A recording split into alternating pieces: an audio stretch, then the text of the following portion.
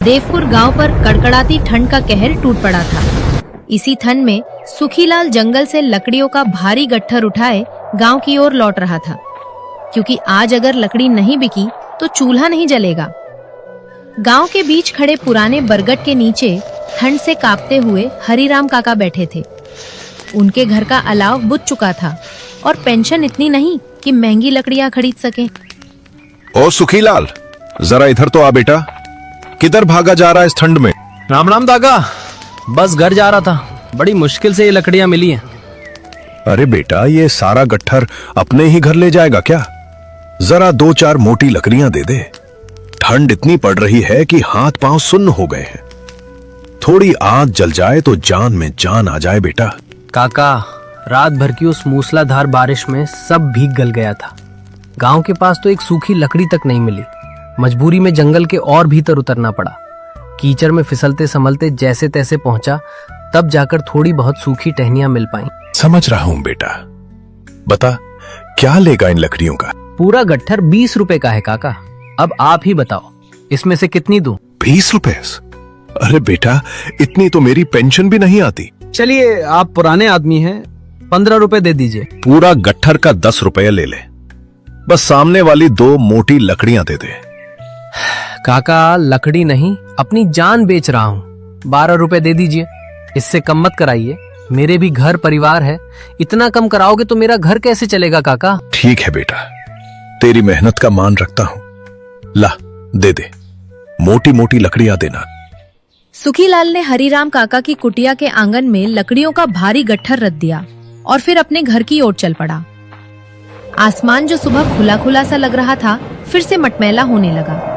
हे भगवान, ये हवा है या मौत का बुलावा? सवेरे तो लगा था कि धूप खिलेगी, पर ये तो आसमान फिर से काला पड़ने लगा। इस तूफानी हवा में गांव तक का रास्ता तय करना पहाड़ चढ़ने जैसा लग रहा है। अगर इस ठंड ने मुझे पकड़ लिया तो हफ्तों बिस्तर पकड़ लूंगा। हे भगवान, बस आज सही सलामत घर पहुंचा दो। रास्ते में कोई मुसीबत ना आए। बस एक बार घर की चौखट दिख जाए, फिर चाहे जितनी बारिश हो। हे भगवान, ये कैसा प्रलय ढा रहे हो? रात भर तो बादलों ने चैन लेने नहीं दिया और अब ये बर्फीली हवा जैसे कलेजा चीर देगी। जाने कहां फंस गए होंगे वो। बोल के गए थे कि लकड़ियां लेकर जल्दी लौट आएंगे, पर इस कड़ाके की ठंड में तो हाथ पांव भी काम नहीं करते। वो बस घर आ जाएं। उसकी आंखें बार बार उसी रास्ते पर जाकर टिक जाती थीं, जहां से सुखीलाल आने वाला था।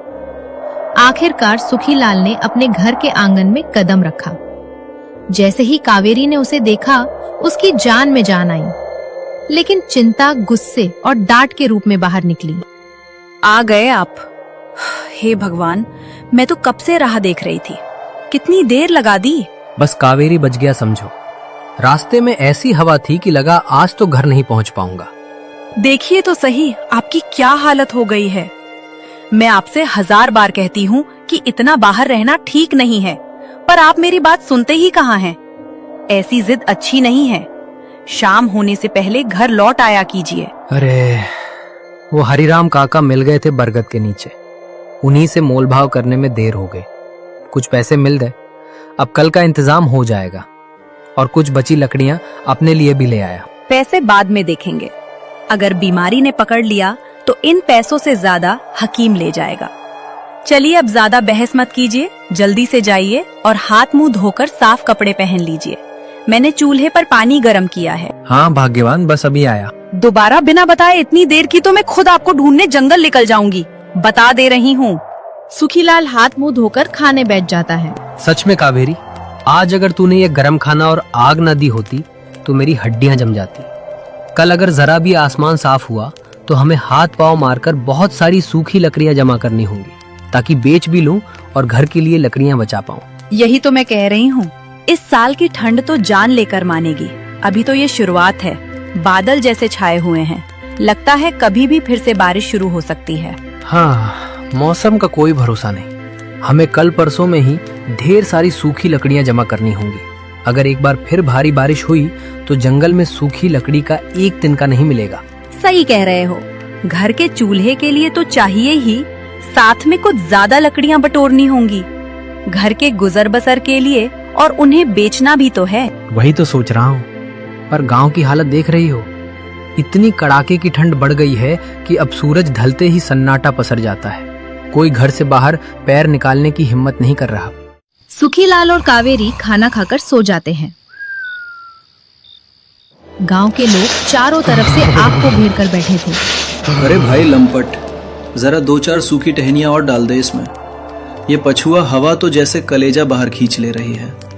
रात भर की बारिश ने बदन का खून भी पानी कर दिया है। जो थोड़ी बहुत सूखी टहनियां और छिलके बटोर कर लाए थे वो तो सब जल गए हैं। अब तो बस ये राख और धुआं बचा है। बाहर तूफानी हवा अब सीटी जैसी आवाज निकाल रही थी। गांव की गलियों में सन्नाटा इतना गहरा था कि सिर्फ पेड़ों के झूमने की आवाज आ रही थी।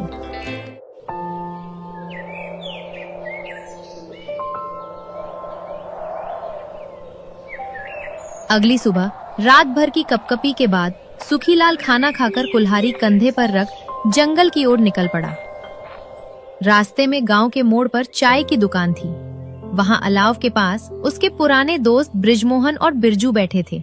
राम राम भाइयों, आज तो बड़ी जल्दी सभा जम गई। राम राम सुखीलाल। अरे कहाँ चला जा रहा है कुल्हाड़ी लेकर? तुझे कुछ खबर भी है या बस पेट पालने की ही धुन चढ़ी रहती है? क्या हुआ ब्रिजमोहन, ऐसी क्या आफत आ गई? आफत आ नहीं गई, आफत आने वाली है सुखीलाल। आज सवेरे शहर से आए डाकिये ने बताया है कि मौसम विभाग ने मुनादी कर दी है। अगले 2-3 दिनों में ऐसी भयंकर बारिश और तूफान आने वाला है कि गांव के पुराने पेड़ भी टिक नहीं पाएंगे। क्या कह रहे हो? अभी कल रात की बारिश से तो उभर नहीं पाए और अब और भयंकर बारिश? हाँ सुखीलाल, रेडियो पर भी खबर आई है। कह रहे हैं कि ये तो बस शुरुआत थी। हम तो इसी सोच में डूबे हैं कि घर की मरम्मत आखिर करे कैसे। सुखीलाल, तू जंगल जा ही रहा है तो जरा संभल कर जाना। अगर बारिश फिर से शुरू हो गई ना तो नाले पल भर में उफान पर आ जाएंगे। तू लकड़ियां काटने की सोच रहा है, पर याद रख, जान बची तो ही लकड़ी किसी काम आएगी। भाइयों, अगर ये खबर सच है तो मुझे आज ही जितनी हो सके उतनी सूखी लकड़ियां और चारा जमा करना होगा। कावेरी भी घर पर अकेली है और मुझे छप्पर को रस्सियों से बांधना भी पड़ेगा।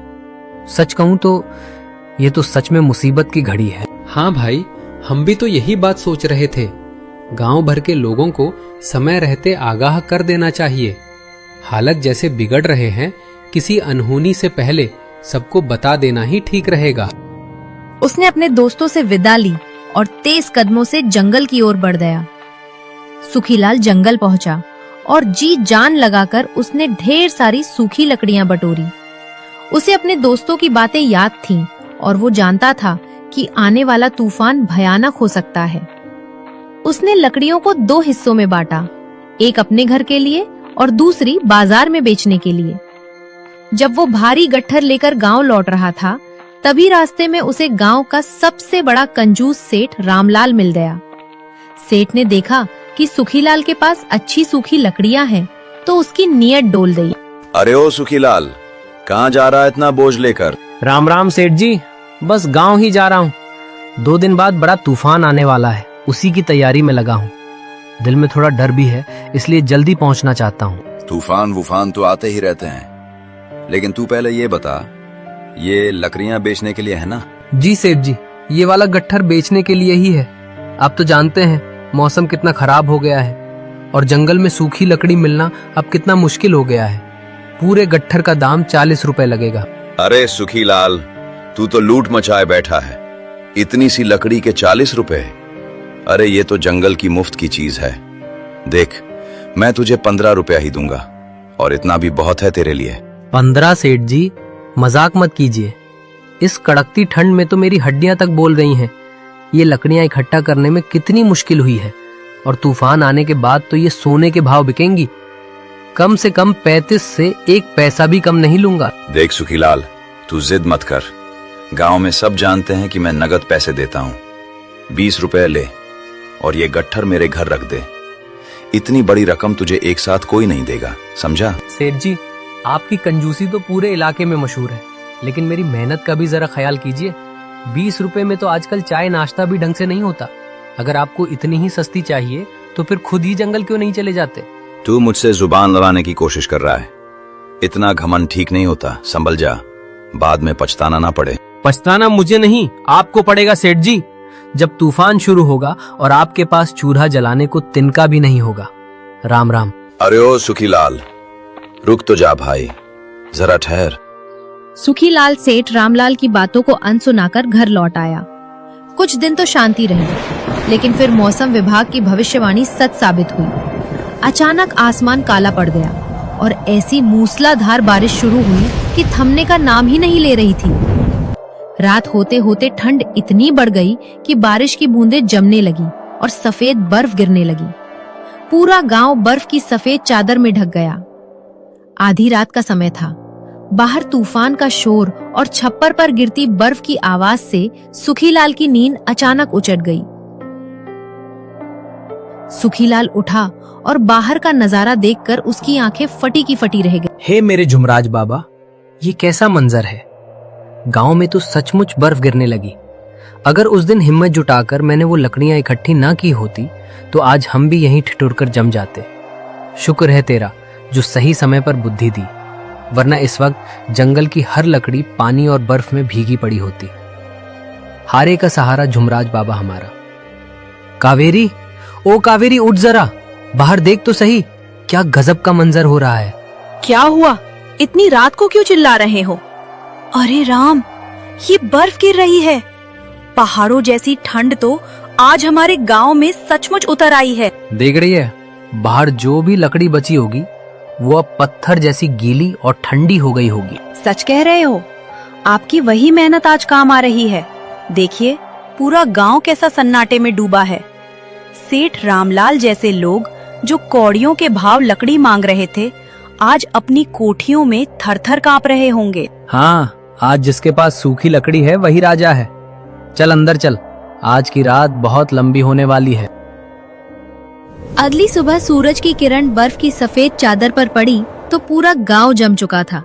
चारों ओर बर्फ ही बर्फ थी और घर से बाहर निकलना जान जोखिम में डालना था। सुखीलाल और कावेरी अपने घर के भीतर चूल्हे की हल्की गर्माहट में बैठे ही थे कि तभी दरवाजे पर किसी के कराने और दस्तक देने की आवाज आई। सुखीलाल, ओ सुखीलाल भाई, घर में हो क्या? सुखीलाल ने जैसे ही दरवाजा खोला, सामने सेठ रामलाल खड़ा था। अरे सेठ जी, आप इस बर्फीली सुबह में यहाँ क्या कर रहे हैं? सुखीलाल भाई, रात भर बिजली नहीं थी और चूल्हा जलाने को सूखी लकड़ी का एक टुकड़ा भी नहीं बचा। नौकरों ने गीली लकड़ियां सुलगाने की जितनी कोशिश की, पूरे घर में बस धुआं ही धुआं भर गया। हम तो सचमुच जमने की कगार पर पहुंच गए हैं। तो सेठ जी अब जंगल चले जाइए, वहाँ तो लकड़ियाँ मुफ्त की चीज है, जितनी चाहे उठा लाइए। अरे नहीं सुखीलाल, मुझे शर्मिंदा मत करो। कल जो मैंने कहा था वो मेरी लालच और मूर्खता थी। मुझे माफ कर दो भाई। सच तो यह है कि इस वक्त सूखी लकड़ियां सोने से भी ज्यादा कीमती हैं। ये लो तुम्हारे 40 रुपए, और अगर और चाहिए तो वो भी ले लेना। बस मुझे वो लकड़ियों का गट्ठर दे दो। सेठ जी, मुझे आपसे ज्यादा पैसे नहीं चाहिए, जो हक का था वही लूंगा।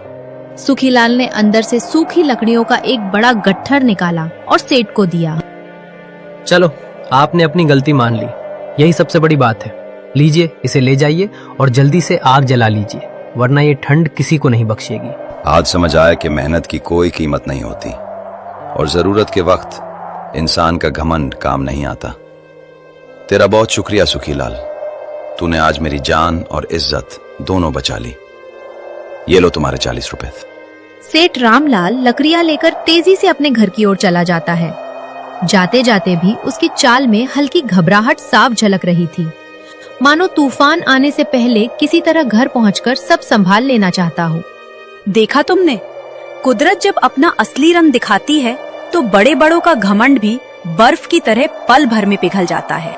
गांव में बर्फबारी थमी तो थी, लेकिन ठंड अभी भी वैसी ही जानलेवा बनी हुई थी। उसी गांव में एक और लकड़हारा माधव बड़ा ही लालची और मौके का फायदा उठाने वाला इंसान था। एक दोपहर माधव लकड़ियों का गट्ठर लेकर गांव की एक तंग गली से गुजर रहा था। वहां एक टूटे फूटे घर के बाहर रामू काका धूप सेकने की कोशिश कर रहे थे।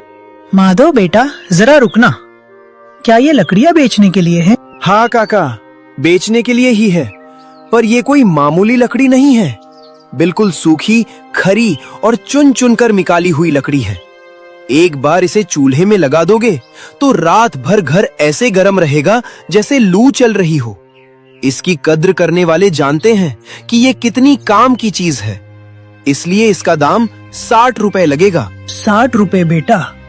मैं तो बुरा आदमी हूँ, सहारा कोई नहीं है। मेरे पास में बस 30 रुपए बचे हैं।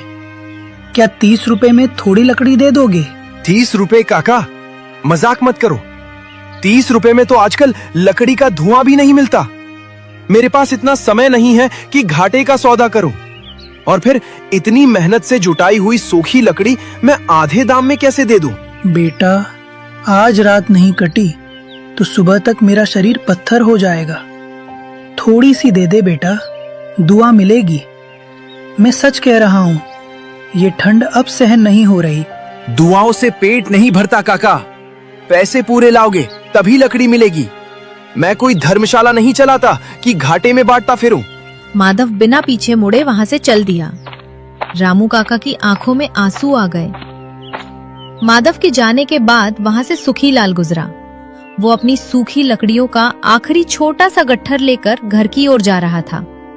काका की हालत देख वो तुरंत उनके पास दौड़ा। काका, ये क्या हाल बना रखा है? आप यहाँ बाहर इस बर्फीली हवा में क्यों बैठे हैं? बेटा सुखीलाल, माधव से लकड़ी मांगी थी, पर उसने पैसे कम होने पर मना कर दिया। अब लगता है आज की रात आखिरी है। काका, आप चिंता मत करो, ये रही लकड़ियाँ और ये आज ही जलेंगी। पर बेटा, इसके पैसे मेरे पास तो सिर्फ 30 रुपए हैं। काका, पैसे रहने दीजिए, इंसानियत से बड़ा कोई पैसा नहीं होता। आप बस हाथ सेकिए। तभी गली के मोड़ पर माधव वापस लौटता हुआ दिखा। अरे सुखीलाल, तू यहाँ क्या कर रहा है? माधव भाई, ये देखो, तुम्हारा गट्ठर अभी भी तुम्हारे कंधे पर है। जानते हो क्यों? क्योंकि गांव वाले गरीब हो सकते हैं पर बेवकूफ नहीं। सब तेरी वजह से हुआ है। तूने सस्ते में लकड़ियां बेचकर मेरा धंधा चौपट कर दिया। धंधा नहीं माधव, मैंने तो सिर्फ धर्म निभाया है। देख, अब आसमान फिर काला हो रहा है। तेरी लकड़ियां भारी और सूखी तो है, पर अगर अगले 1 घंटे में नहीं बिकी तो फिर से बारिश होगी और तेरा ये सारा लकड़ियां कीचड़ बन जाएगा। फिर कोई फूटी कौड़ी भी नहीं देगा। सोच ले भाई, मौके हाथ से निकलते देर नहीं लगती, और ठंड में लोग जरूरत को देखते हैं, लालच को नहीं। रात की भयंकर बर्फबारी के बाद जंगल का हाल बुरा था। सुखीलाल ने सुबह उठकर देखा कि घर में लकड़ियां कम होने लगी हैं। वो कुल्हाड़ी उठाकर कावेरी के पास गया। कावेरी, घर की लकड़ियां खत्म होने को है और बाहर सब भीग चुका है। मैं जंगल जा रहा हूँ, कुछ खाने को बांध दे। पता नहीं आज कितनी दूर जाना पड़े। कावेरी ने प्यार से रोटियों और अचार की एक पोटली बनाई और सुखीलाल को थमा दी। ये लीजिए जी, और शाम को जल्दी आइए। सुखीलाल कुल्हाड़ी कंधे पर रख जंगल की ओर चल पड़ा। हर तरफ नमी थी। सूखी लकड़ी की तलाश में वो जंगल के गहरे हिस्से तक पहुंच गया। वहां उसने देखा कि एक बूढ़ा बाबा पेड़ के नीचे बैठा था। जैसे ही सुखीलाल पास पहुंचा, बूढ़ा बाबा ने अपनी आंखें खोली। चेहरे पर तेज था, पर वे बहुत थके हुए लग रहे थे। बेटा, क्या तुम्हारे पास कुछ खाने को होगा? मैं कई दिनों से भूखा हूँ। सुखीलाल का दिल पसीज गया। उसने कावेरी की दी हुई खाने की पोटली बूढ़ा बाबा के सामने रख दी। बाबा, ये साधारण भोजन है, पर मेरी पत्नी ने बड़े प्रेम से बनाया है। आप इसे ग्रहण करें। बूढ़ा बाबा ने बड़े चाव से भोजन किया। भोजन के बाद उनके चेहरे पर अलौकिक मुस्कान आई। बेटा, तू बड़ा दयालु है। खुद भूखा रहकर तूने मुझे खिला दिया। बता, इस घने और गीले जंगल में क्या ढूंढ रहा है? बाबा, गांव में कड़ाके की ठंड है। मैं सूखी लकड़ियां लेने आया था, पर भारी बारिश और बर्फ ने सब भिगो दिया है। समझ नहीं आ रहा कि घर का चूल्हा कैसे जलेगा और गांव वालों की मदद कैसे करूंगा।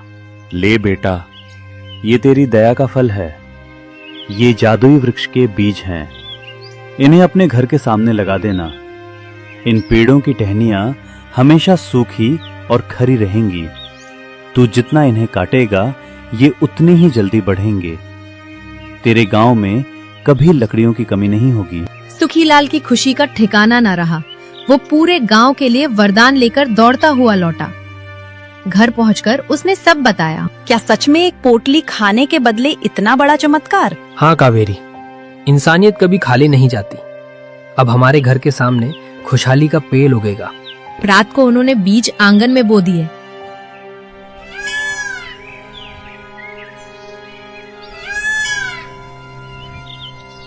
सुबह सूरज की किरण पड़ी तो सुखीलाल की नींद खुली। वो बाहर देखकर चीख पड़ा। कावेरी कावेरी जल्दी बाहर आ, देख ये क्या हो गया। कावेरी बाहर आई और दंग रह गई। जहाँ कल खाली जमीन थी वहाँ अब एक विशाल हरा भरा मजबूत पेड़ खड़ा था। हे भगवान, ये तो कमाल है। रात भर में इतना बड़ा पेड़, इसकी टहनियां देखो, ऐसी जैसे किसी ने सुखाकर टांग दी हो। कावेरी, वो बाबा सच कह गए थे। हमारे आंगन में सूखी लकड़ियों का खजाना उग गया है। सचमुच भगवान गरीबों की सुनता है। अब ना हमारा चूल्हा बुझेगा, ना हमारे गांव का।